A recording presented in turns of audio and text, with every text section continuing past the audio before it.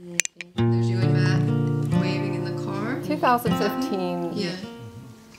was something like a Cinderella story, I guess you might say, in one hand.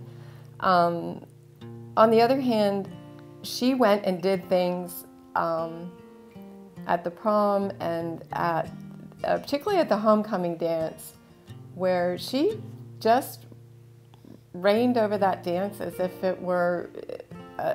if she were born to do that. I feel like it was the culmination of all of the people who had worked so hard all those years, you know, to make Mary perfectly comfortable, integrate her from actually preschool on she was, and to show that it was a new beginning for people with Down syndrome. It was a new day. The story actually starts years ago when they were in elementary school, and Mary was the first child with Down syndrome to go to kindergarten in Susquehanna Township.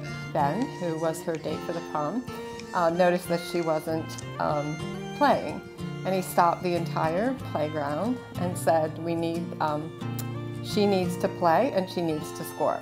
So they became friends, and the teachers began to keep them together. He would look out for her, you know, take care of her, just be a special friend to her. When Mary was going into the 7th grade, we moved here, and they, you know, were in 2 different schools and completely different school districts, so they didn't have much contact with each other. Ben had grown up to be the quarterback of his high school team, and Mary was the manager. And so they saw each other. And then, you know, we quickly reconnected, and then he decided that, you know, he would make good on what he had said when they were in the 4th grade. And so he came over then in March and asked her to the prom, brought balloons over and that had prom question mark written on them, and asked her to the prom. The one thing that I see with Mary and people with Down syndrome, they bring more to society, to the group that they're around, than the group can give to them. As Mary was integrated into the high school where I happen to teach, she brought more to them than what they could give to her. You know, there is a new day for people with Down syndrome, and you know, and that is what I'd like to tell lawmakers too, I guess. You know, it's a new era, it's a new day. We don't need to think like this.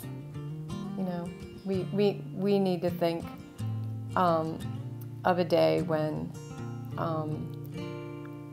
this isn't even an issue, and we don't have to come to the Capitol to talk about you know, having a bill that about an issue like this.